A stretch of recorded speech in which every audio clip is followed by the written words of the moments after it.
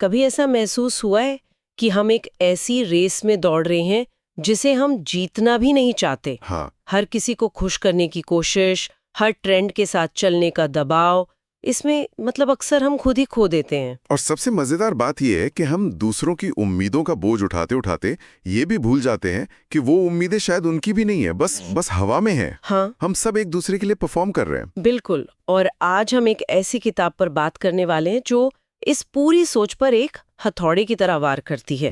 ये थोड़ी चुभ सकती है क्योंकि ये सच के बहुत करीब है। हम बात कर रहे हैं मार्क मैनसन की जबरदस्त हिट किताब the subtle art of not giving a fuck के बारे में। ये किताब मतलब सेल्फ हेल्प की दुनिया में एक ताज़ी हवा के झोंके की तरह। ज्यादातर किताबें आपको अच्छा महसूस कराने के नुस्खे देती हैं, लेकिन मैनसन कहते हैं कि असल ग्रोथ बुरा महसूस करने को स्वीकार करने से शुरू होती है। अच्छा। ये एक तरह का पैराडॉक्स है। हाँ, ये उल्टा सोचने पर मजबूर करती है। और आज हमारा मिशन है इस किताब के उन क्रांतिकारी विचारों की गहराई में उतरना जो हमारी रोजमर्रा की सोच और जिंदगी को देखने के तरीके को चुनौती देते हैं।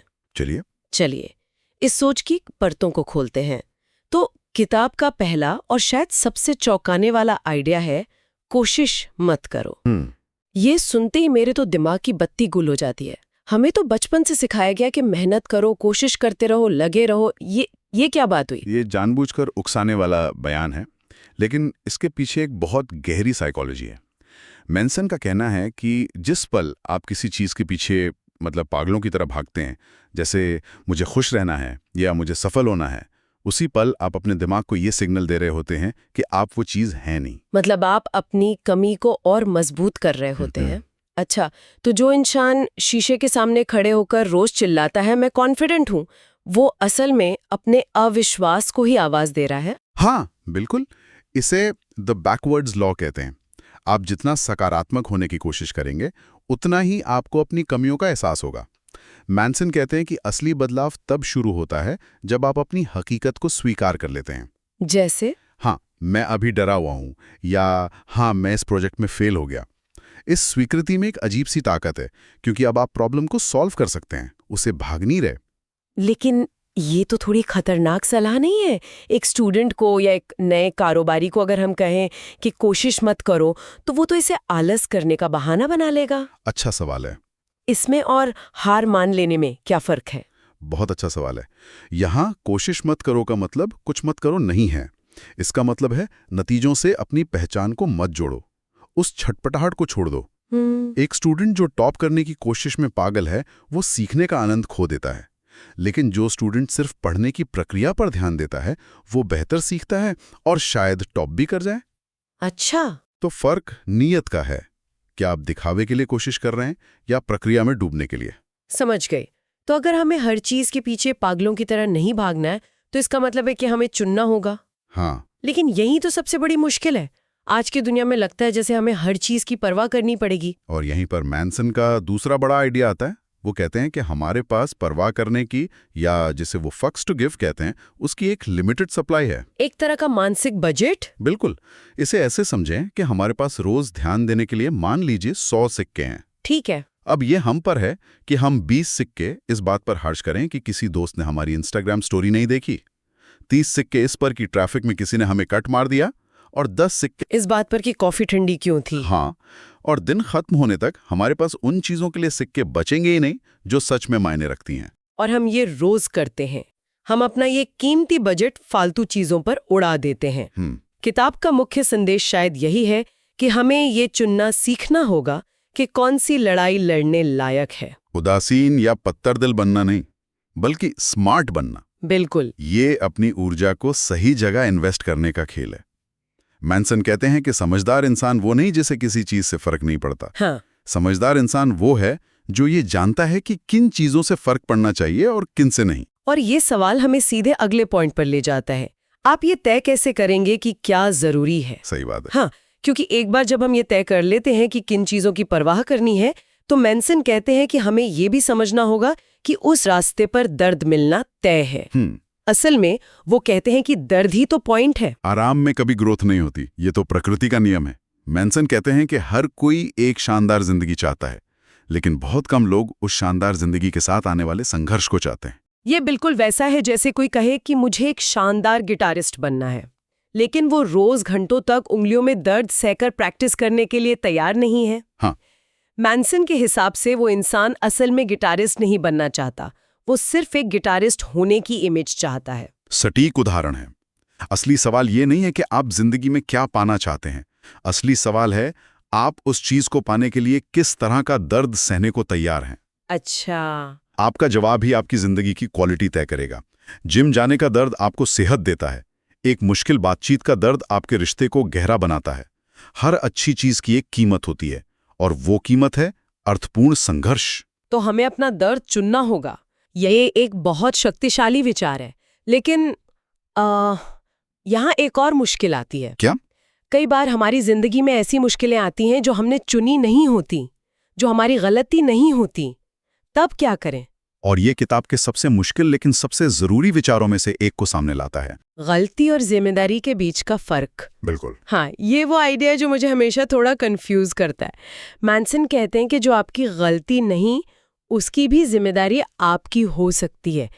ये सुनने में तो बहुत नाइंसाफी लगती है। इसे ऐसे समझते हैं, मान लीजिए आप सड़क पर चल रहे हैं और कोई आपकी गाड़ी को ठोक देता है। गलती साफ तौर पर उसकी है, ठीक है, लेकिन अब पुलिस को फोन करना, इंश्योरेंस वालों से बात करना, गाड़ी ठीक करवाना, ये सब किसकी जिम्मेदारी है? मेरी।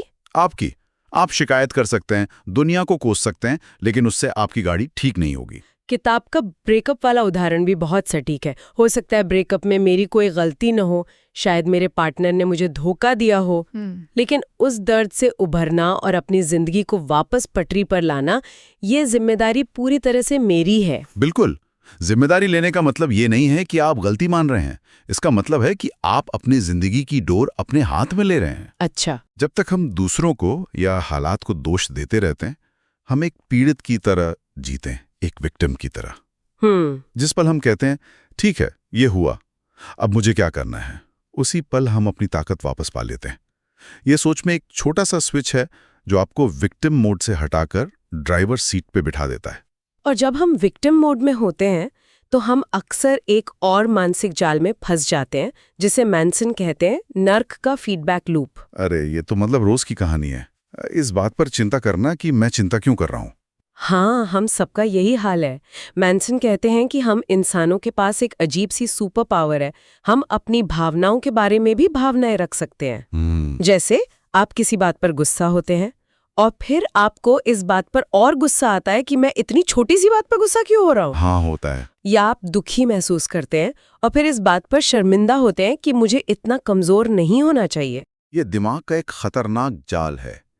हमारा दिमाग सिर्फ महसूस नहीं करता, वो अपने महसूस करने के तरीके को भी जज करता है। हाँ।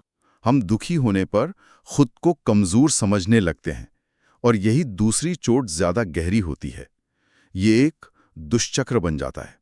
तो इस चक्र को तोड़ने का तरीका क्या है? बहुत आसान, लेकिन करना बहुत मुश्किल। मैनसन कहते हैं बस परवाह करना बंद कर दो, अपनी भावना को स्वीकार कर लो। हाँ, मैं अभी गुस्सा हूँ, तो क्या? बिल्कुल। जिस पल आप अपनी भावना को जज करना बंद कर देते हैं, उस लूप की शक्ति खत्म हो जाती है। आप उसे बस एक बादल की तरह गुजरने देते हैं। अच्छा। ये कई मानसिक स्वास्थ्य प्रथाओं जिसे माइंडफुलनेस का भी मूल सिद्धांत है। अपनी पहली भावना से लड़ो मत, उसे बस देखो। ये स्वीकार्यता ही हमें आजाद करती है। और शायद सबसे बड़ी हकीकत जिसे हमें स्वीकार करना है, वो किताब का सबसे गहरा हिस्सा है, मृत्यु। मैनसन कहते हैं मृत्यु ही एकमात्र स्पष्टता है। ये सुनने में थोड़ा डरावना लग सकता है, लेकिन ये जिंदगी को देखने का नजरिया पूरी तरह बदल देता है। मैनसन अपनी किताब में अपने एक दोस्त की अचानक हुई मौत की कहानी बताते हैं और कैसे उस एक घटना ने उनकी जिंदगी की सारी प्राथमिकताएं बदल दी। सही बात है। उन्हें अचानक समझ आया कि जिन छोटी छोटी बातों की वो परवाह कर रहे थे, कोई क्या सोचेगा, अगला प्रमोशन मिलेगा या नहीं, वो असल में कितनी बेमायने थीं। मौत का ख्याल एक फिल्टर की तरह काम करता है। ये जिंदगी की सारी फालतू चीजों को, सारे शोर को छान देता है और सिर्फ वो बचता है जो सच में जरूरी है। तब आपको साफ साफ दिखता है कि आपके लिए क्या मायने रखता है। किताब में एक बहुत शक्तिशाली सवाल है जो हर किसी को खुद से पूछना चाहिए। अगर आपको पता चले कि आपके पास जीने के लिए सिर्फ 1 साल बचा है, तो आप अपनी जिंदगी में क्या बदलेंगे? ये एक बहुत गहरा सवाल है। हाँ, ये सवाल डराने के लिए नहीं बल्कि जगाने के लिए है। मौत से डरने के बजाय उसे अपने जीवन के लिए एक कंपस, एक दिशा सूचक की तरह इस्तेमाल करें। वो आपको हमेशा सही दिशा दिखाएगी। और जब आप उस कंपास का इस्तेमाल करते हैं तो आपको ये साफ हो जाता है कि आपकी जिंदगी के मूल्य क्या हैं। और ये हमें सीधे हमारे आखिरी और सबसे जरूरी पॉइंट पर लाता है। बेहतर मूल्यों का चुनाव। हाँ, बेहतर मूल्यों का चुनाव करें। मेंसन समझाते हैं कि हम सब चाहे जाने या ना जाने एक वैल्यू सिस्टम पर जीते हैं। हमारे हर एक्शन के पीछे कोई ना कोई मूल्य छिपा होता है। अक्सर हम इन मूल्यों के बारे में सोचते भी नहीं हैं, बस समाज से, परिवार से या मीडिया से उन्हें अपना लेते हैं। हाँ, और मेंसन कहते हैं कि हमारी समस्याओं की जड़ हमारे बुरे मूल्य होते हैं। जैसे अगर किसी का मूल्य है मैं सबसे अमीर दिखना चाहती हूँ, तो वो कभी खुश नहीं रह पाएगी। क्यों? क्योंकि ये एक भारी चीज पर निर्भर है जिस पर उसका पूरा कंट्रोल नहीं है। हमेशा कोई ना कोई उससे ज्यादा अमीर होगा। ये कभी ना खत्म होने वाली दौड़ है। बिल्कुल। इसी तरह अगर किसी का मूल्य हर किसी को पसंद आना है, तो वो अपनी पूरी जिंदगी दूसरों को खुश करने में निकाल देगा और कभी सच नहीं बोल पाएगा। ये मूल्य आपको कमजोर बनाते हैं। इसीलिए मेंसन अच्छे मूल्यों को चुनने पर जोर देते हैं।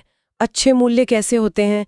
वो आंतरिक होते हैं, प्रक्रिया उन्मुख होते हैं और हमारे कंट्रोल में होते हैं। जैसे ईमानदारी, जिज्ञासा, विकास या करुणा। अगर आपका मूल्य ईमानदारी है तो आप हर स्थिति में सच बोलने की कोशिश करेंगी, भले ही नतीजा आपके हक में ना हो। अगर आपका मूल्य विकास है तो आप हर गलती को सीखने का एक मौका समझेंगी। और ये वो बिंदु है जहां इस चर्चा के सभी पिछले बिंदु एक साथ जुड़ जाते हैं। आपके चुने हुए मूल्य ही ये तय करते हैं कि आप अपनी सीमित परवाह, मतलब अपने 100 सिक्के, कहाँ लगाएंगे।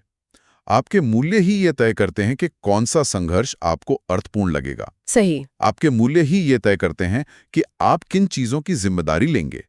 और आपके मूल्य ही वो हैं जो मौत का कंपास आपको अंत में दिखाता है। तो सही मूल्यों का चुनाव ही एक सार्थक और मजबूत जीवन की नींव है। बिल्कुल। तो इस पूरी चर्चा को अगर मैं समेटूं तो मार्क मैंसन की एक किताब हमें कुछ बहुत गहरी बातें सिखाती है।